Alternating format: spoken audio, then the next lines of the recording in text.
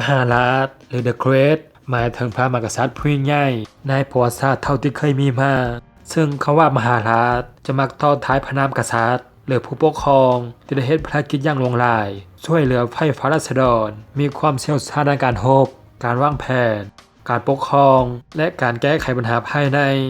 การรักษาเอกลักษณ์ของอาณาจักรที่คงไว้ตลอดกาลโดยความยุติธรรมอาจเป็นแบบอย่างที่ดีจึงได้รับการยกย่องจากประชาชนว่ามหาราชอย่างเช่นอเล็กซานเดอร์มหาราชจอมทัพกรีซบูฮานแห่งราชอาณาจักรมาซิโดเนียหรือพระเจ้าชาเลอร์มานมหาราชจอมทัพชาวฝรั่งเศสแถมชาเลอร์มานยังปรากฏในไพ่ใบเท่าหรือเดอะคิง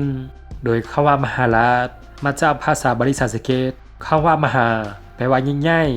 ราชหรือราชา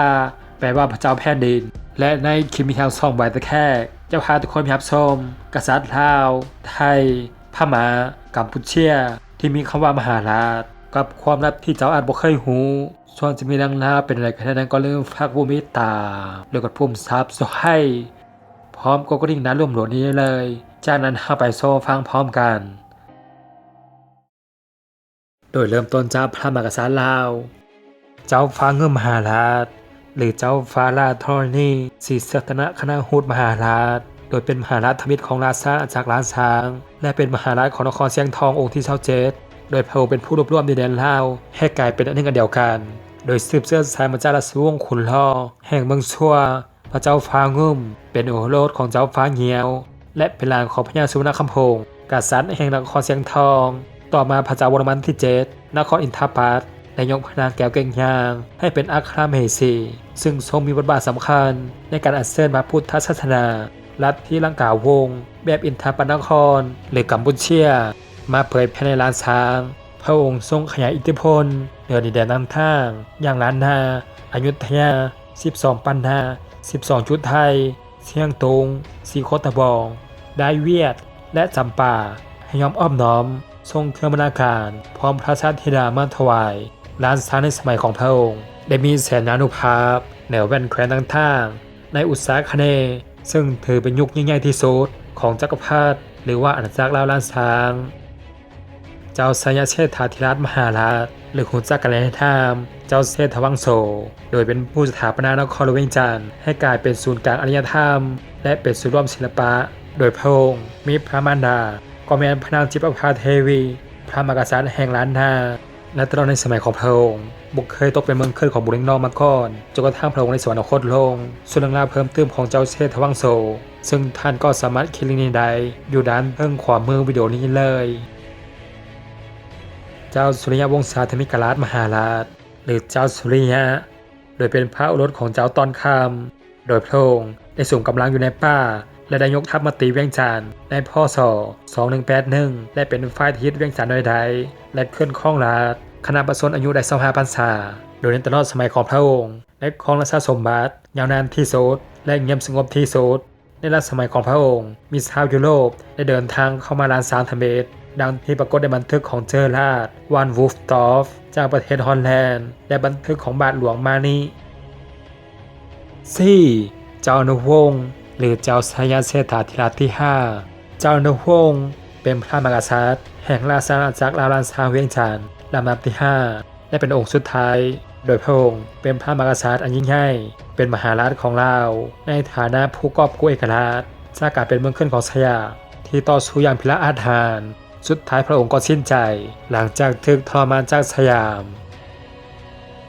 มหาราชพม่าได้ประกอบด้วย3พระมหากษัตริย์และมีอนุสาวรีย์ต่างสง่า3พระองค์ในใจกลางเนปิดอที่ชาวพม่าเสื้อสู้กันหลายประกอบด้วยพระเจ้าอนุราธามังช่อโดยพระองค์เป็นผู้ก่อตั้งอาณาจักรผู้กามซึ่งถือเป็นบิดาของชาติพม่าโดยยุคนี้เกิดก่อนอาณาจักรลาวล้านช้างประมาณ100-200 ปีโดยพระเจ้าอนุราธาเปลี่ยนอาณาเขตน้อยๆในเขตแห้งแล้งของพม่าเบื้องลุ่มให้กลายเป็นอาณาจักรพม่าแห่งธมิตรอันเป็นรากฐานของพม่าในยุคใหม่และเริ่มมีการบันทึกประวัติศาสตร์พม่า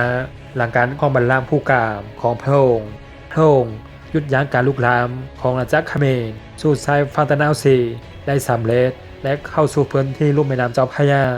เฮ็ดให้ผู้กามเป็นหนึ่งใน2อาณาจักรหลักทางดินแดนของเอเชียตะวันออกเฉียงใต้พระเจ้าบุเรงทองแห่งราชวงศ์ตองอู บุริงทองเสวยราชตั้งแต่ปีพศ 2093 52-24 อาณาจักรของพระองค์เป็นอาณาจักรที่ใหญ่ที่สุดในภูมิภาคเอเชียตะวันออกเฉียงใต้โดยมีอาณาเขตแห่ไปฮอดอาณาจักรล้านนาอาณาจักรล้านช้างและอาณาจักรอยุธยาโดยพระองค์ยังเป็นที่รู้จักกันในประเทศลาวประเทศไทยว่าพระเจ้าชนะ10ทิศจากนวนิยายเรื่องผู้ชนะ10ทิศของยาคอบพระเจ้ารองพญาแห่งราชวงศ์โกนบองโดยคำว่ารองพญาหมายถึงนอกพระพุทธเจ้าโดยเป็นพระมหากษัตริย์ของพม่าในวันที่21เดือนมีนา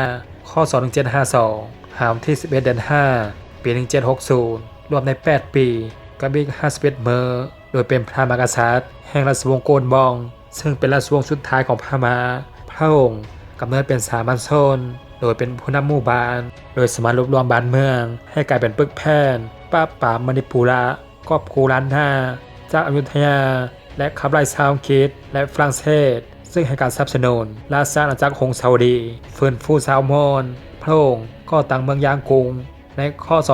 1755และพระองค์สวรรคตจากอาการประชวรระหว่างการบุกตีอาณาจักรอยุธยามหาราชกษัตริย์กัมพูชาพระเจ้าพระวรมันที่1โดยครองราชตั้งแต่ปีคศ550หาคศ600โดยพระองค์เป็นพระมหากษัตริย์แห่งอาณาจักรเจนละเป็นเสือราชวงศ์ในอาณาจักรพูนันโดยพระองค์ได้ร่วมมือกับเจ้าชายจิตรเสนยกกองทัพสิงห์ราชสมบัติเพราะเห็นว่าพระเจ้ารุทธวรมันขาดความชอบธรรมในการครองราชสมบัติโดยพระเจ้าพระวรมันที่1มีชัยชนะและยึดเมืองหลวงยาลับภูราได้สำเร็จจากนั้นทรงใช้เวลาอีกหลายปีในการรวบรวมถึงการขยายอาณาจักรเจ้าชายจิตรเสนเป็นแม่ทัพที่เกรียงไกรทรงยกกองทัพเข้าปราบปรามหัวเมืองต่างๆในอาณาจักรฟูนันเพื่อร่วมเข้ากับอาณาจักรเจนละพระเจ้าพระวรมันที่1ได้กลายเป็นพระมหากษัตริย์แห่งอาณาจักรเจนละพระองค์ธมิตรและทรงสวรรคตในคศ600เจ้าชายจิตรเสนได้สิงห์ราชสมบัติจากพระโอรสของพระองค์และขึ้นเป็นพระมหากษัตริย์แห่งอาณาจักรเจนละแทนพระเจ้าพระวรมันที่2โดยครองราชตั้งแต่ปีคศ639หา657พระเจ้าพระวรมันที่2พระมหากษัตริย์แห่งอาณาจักรเจนละ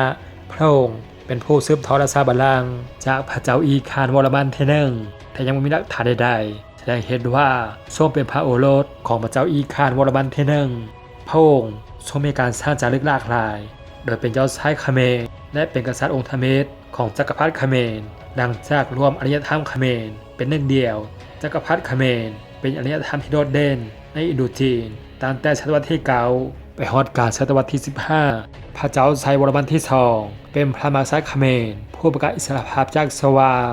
ทรงสถาปนาเมืองหลวงหลายบ่อนโดยนักประวัติศาสตร์ลงความเห็นว่ารัชสมัยของพระองค์เริ่มตั้งแต่ปีคศ802หา835พระเจ้าสุริยวรมันที่2โดยเป็นพระมหากษัตริย์แห่งจักรพรรดิเขมรเสวยราชตั้งแต่ปีคศ1113โดยเป็นผู้สร้างนครวัดซึ่งเป็นแค่สถานที่ใหญ่ที่สุดในโลกที่พระองค์สร้างขึ้นมาเพื่ออุทิศให้แก่พระวิษณุสถาปัตยกรรมที่ยิ่งใหญ่และการฟื้นฟูอาณาจักรให้กลับมาแข็งแกร่งให้นักประวัติศาสตร์จัดให้พระเจ้าสุริยวรมันที่2เป็นหนึ่งในพระมหากษัตริย์ที่ยิ่งใหญ่และใหญ่ที่สุดในจักรพรรดิเขมรพระเจ้าชัยวรมันที่7โดยเป็นพระมหากษัตริย์แห่งจักรพรรดิเขมรพระองค์เป็นพระเจ้าโอรสของพระเจ้าธรณีวรมันที่2พระองค์เป็นกษัตริย์องค์ธมิตรที่นับถือพุทธจึงโปรดให้สร้างวัดถวายเป็นพุทธบูชาพระเจ้าชัยวรมันที่7จากที่นับถือพราหมณ์ก็หันมานับถือพุทธพระองค์มีโครงการหลากหลายทั้งห้องหมอห้างหลวงบ่อนพักและวัดโดยมีพุทธศาสนา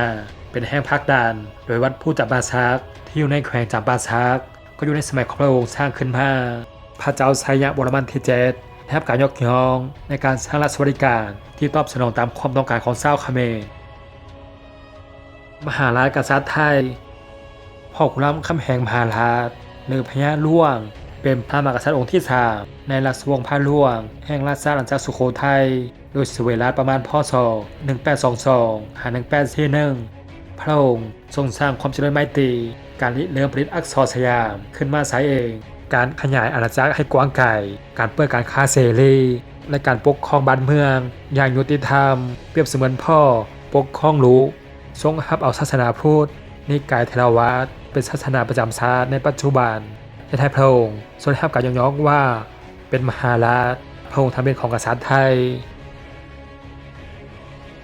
สมเด็จพระนเรศวรมหาราชโดยมีพระนามเดิมว่าพระองค์ดำเป็นผู้กอบกู้เอกราชให้กับสยามหลังจากเสียกรุงครั้งที่หนึ่งและได้แพร่อำนาจของอาณาจักรสยามอย่างกว้างไกลไพศาลในบางแถบประเทศพม่าตอนไทยเกือบทั้งหมดบ่ว่าจะเป็นจากฝั่งทะเลมหาสมุทรอินเดียทางด้านตะวันตกไปจนถึงมหาสมุทรแปซิฟิกทางด้านตะวันออกทางทิศใต้ตลอดไปฮอดแหลมมาลายูทางทิศเหนือก็ไปฮอดแม่น้ำคองและรวมไปถึงไทยใหญ่บางรัฐนำโดยในสมัยของพระองค์ได้สู้รบกับพม่าหลายครั้งจนต่อมาพม่า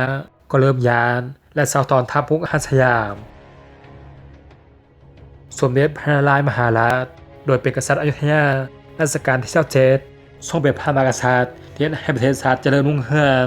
ทรงติดต่อเจริญสัมพันธ์ไมตรีกับนานาประเทศทรงติดต่อการค้าขายและเมื่อมีเหตุการณ์หายแห้งก็จะแก้ไขด้วยความเฉลียวฉลาดในยุคของพระองค์ถือว่าเป็นยุคทองแห่งวรรณคดีไทยเนื่องจากพระองค์ทรงอุปถัมภ์และทรงเสริมกาวีจนเป็นเหตุผลให้เกิดกาวีที่มีชื่อเสียงหลากหลายและมีวรรณคดีเกิดขึ้นหลายเล่ม